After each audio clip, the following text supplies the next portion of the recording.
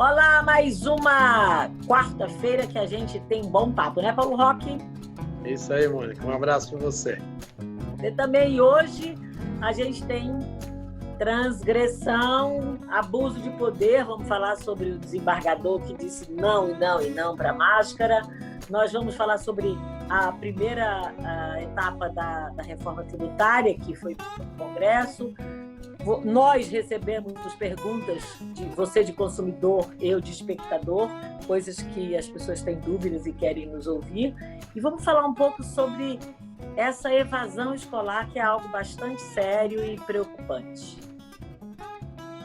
Pois é, Paulo Roque. Cada semana que a gente pensa que vai ser tranquilinha, vem novidade no pedaço, né? Eu queria que você começasse comentando sobre esse desembargador, que me parece que já tem uma coleção assim de arbitrariedades, o desembargador Eduardo Siqueira, que se recusou a usar máscara na praia. Pode?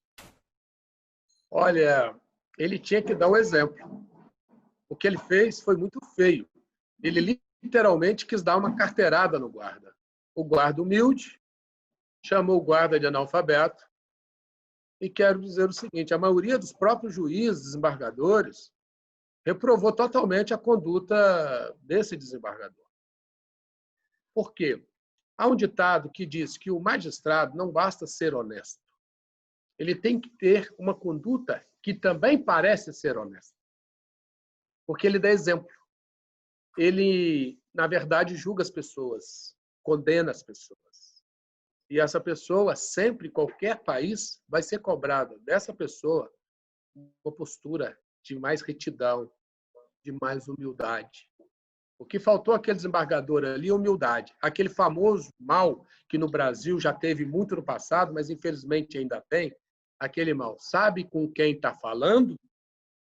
Você disse aí que a pessoa tem que dar o exemplo. E não é incomum, eu estou aqui me lembrando, ter notícias de pessoas que têm o poder, ou transitório, ou por mais tempo, que usam desse poder para humilhar. Normalmente o fazem com pessoas mais simples, mais humildes, e isso me parece sempre que é algo assim que vem de um recalque, que vem de uma frustração, sempre humilhando, sempre mostrando eu posso, quase que como se eu fosse soberano e ninguém fosse me punir. Esperamos que haja uma punição, né? Tem que haver essa punição, porque o ato dele ali foi muito humilhante com o guarda e com a sociedade brasileira. Eu me lembro, uma vez eu estava em Portugal, fui fazer meu mestrado e falaram que o presidente da República iria na universidade. E eu queria conhecer o presidente da República, na época era o Jorge Sampaio. Eu fui, estava tendo um evento na universidade, eu olhei logo onde que eu olhei, para onde que eu olhei para ver se ele estava. Olhei lá para a mesa do auditório. Eu não vi o Jorge Sampaio lá. Ele Eu estava na cheguei e disse, meu plateia. amigo, olha, ele não veio. Não veio sim, ele está na plateia. Eu perguntei, mas por que o presidente da República está na plateia? Porque ele não veio aqui como presidente. Ele veio como ex-estudante da universidade e se colocou como todos os estudantes da universidade e ex-estudantes da universidade. Então, ali, o desembargador não era desembargador no momento que ele estava transitando pela praia. Era um cidadão comum. E o que vale para os outros tem que valer também para ele. Ainda que ele não concorde com a ordem, tem muitos que não concordam, mas ele tinha que dar o exemplo. O que ele fez? Foi humilhar o guarda, fazer aquele escândalo em rede pública, porque hoje as pessoas têm que esquecer o seguinte, não pode esquecer o seguinte: todo mundo tem uma televisão, um jornal e um rádio. Tem uma câmera. E daí essas pessoas estão sendo vigiadas. E um celular. Exatamente. Mas pelo celular tem tudo isso. Só para finalizar, ele também não fez isso como um descuido, um vacilo. Ele já é acostumado ao abuso de poder. Então, ele não vai, certamente, isso é um traço dele. Não isso, Mônica, mancha o nome da magistratura, mancha a imagem da magistratura.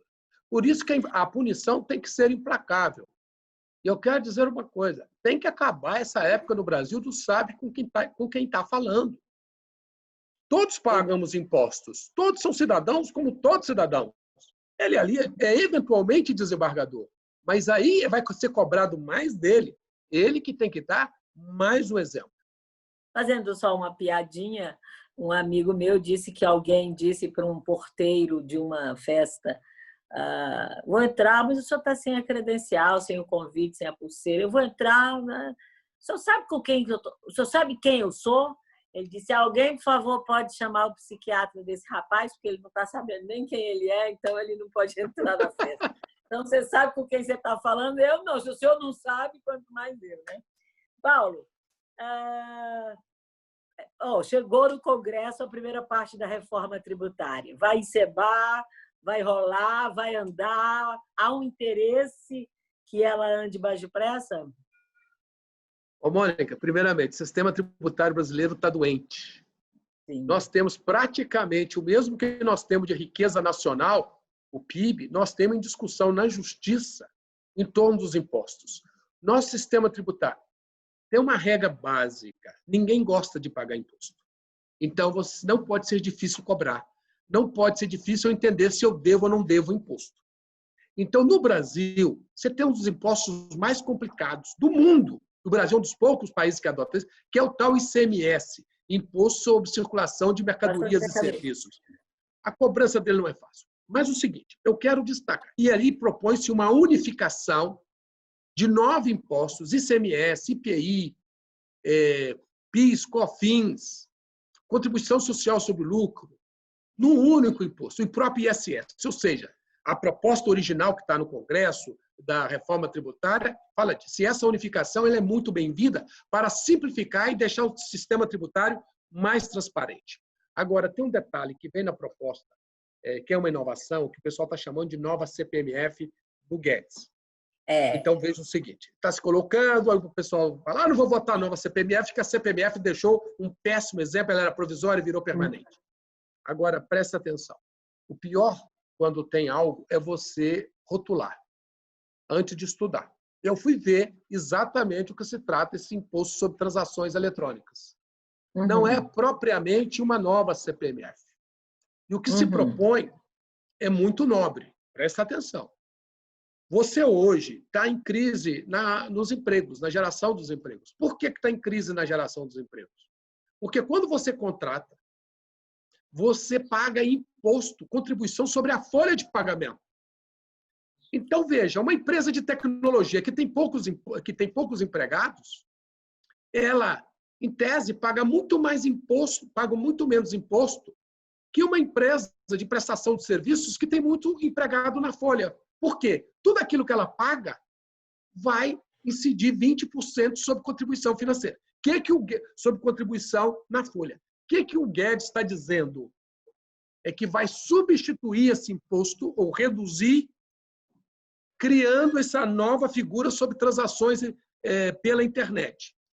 Veja, tem que amadurecer, ajustar, mas a ideia em si não é ruim, porque pode desonerar a folha, permitindo a criação de mais empregos e onerando o setor, tributando o setor, que é a economia digital.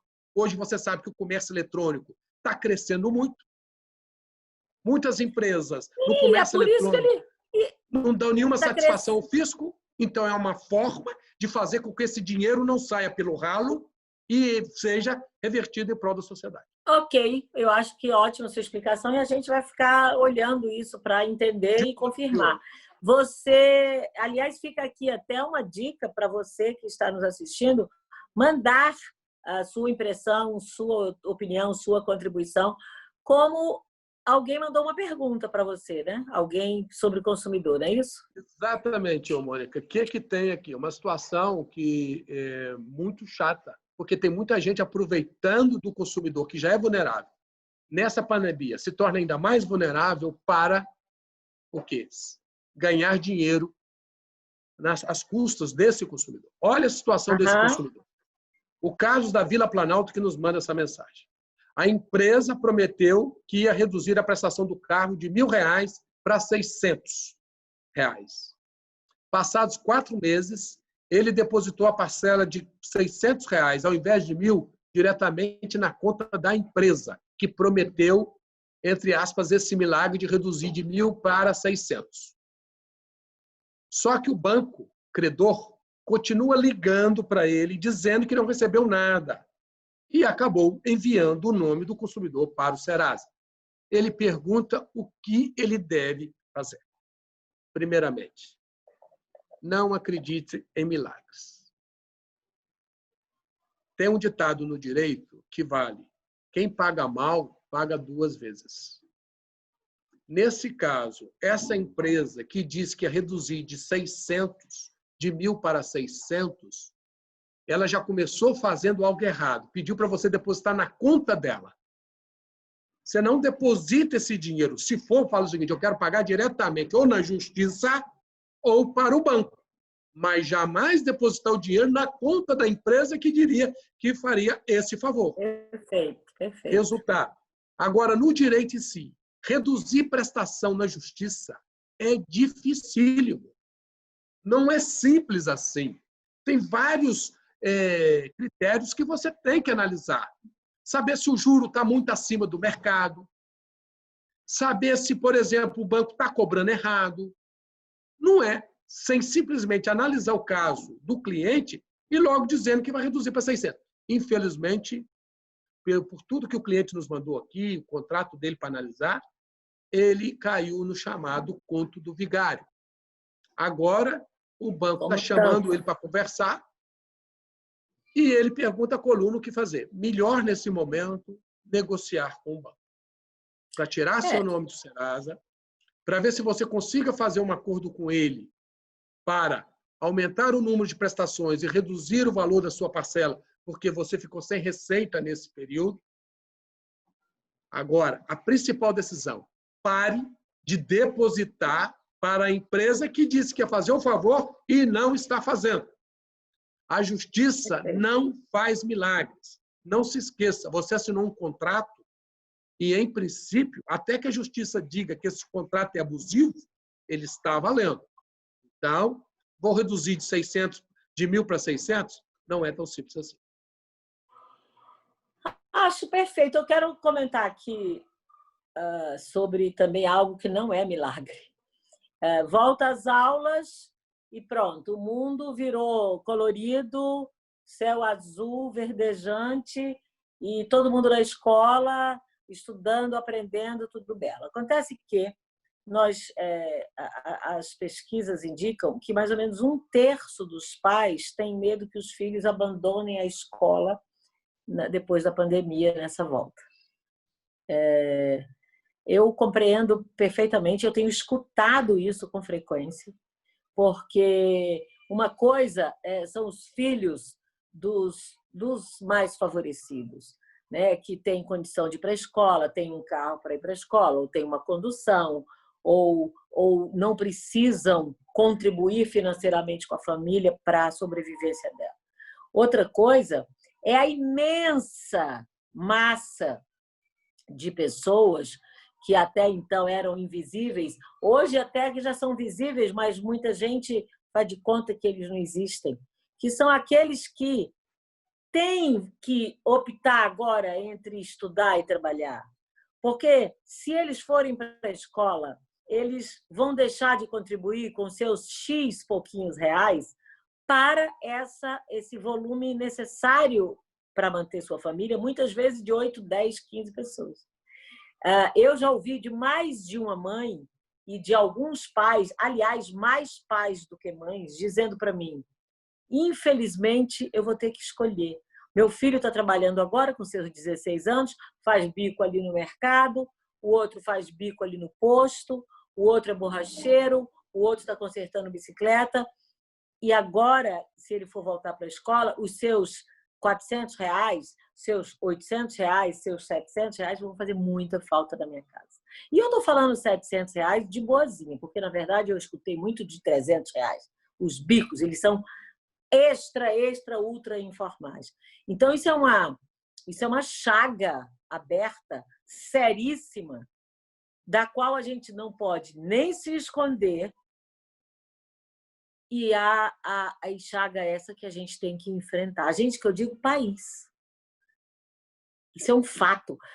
Os pais vão ficar entre a cruz e a espada. Eles não querem que o filho seja como eles no futuro. O que vai diferenciar um filho desse pai? O estudo.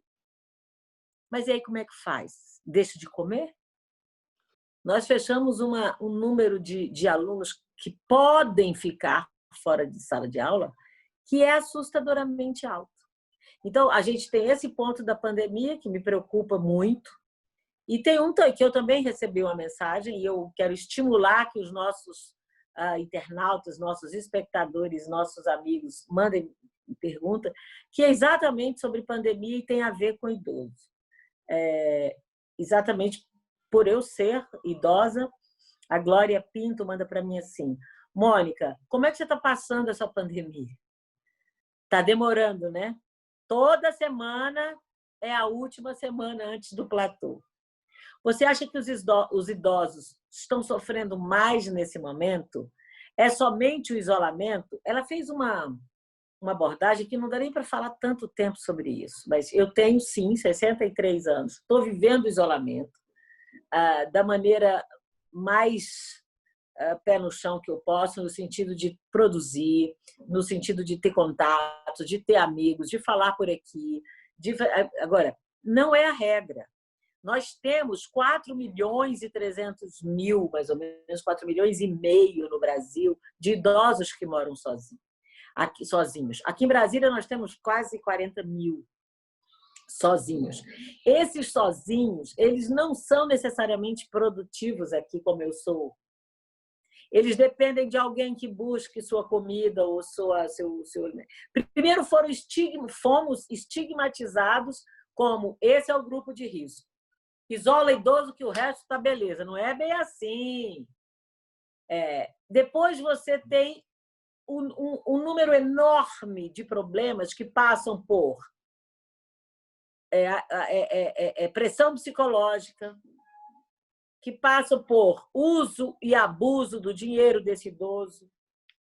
E além do fato do idoso ser responsável hoje por um percentual altíssimo da manutenção de uma família essa que sequer hoje conversa com ela. E, inclusive, Paulo, sob a desculpa de que eu não posso ir porque é isolado. E uma senhora me disse essa semana: Mônica, meu filho já não vinha aqui.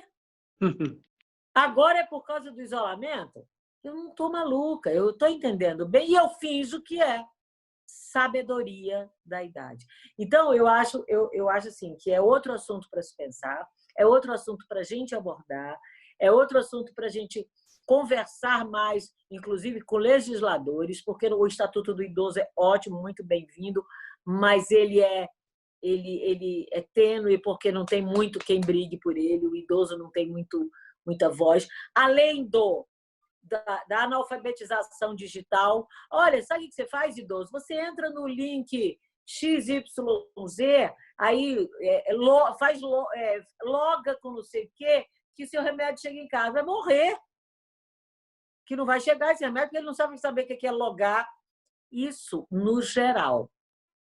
Então, o que eu quero dizer para a Glória é que o idoso está sofrendo muito nesse isolamento, não somente pelo medo do vírus, mas está sofrendo porque o isolamento para ele significa abandono, significa jogar na cara dele todo dia que ele não tem essa importância toda para a família e que ele está num fim que para ele a cada dia que está só é um fim mais próximo e que não é muitas vezes.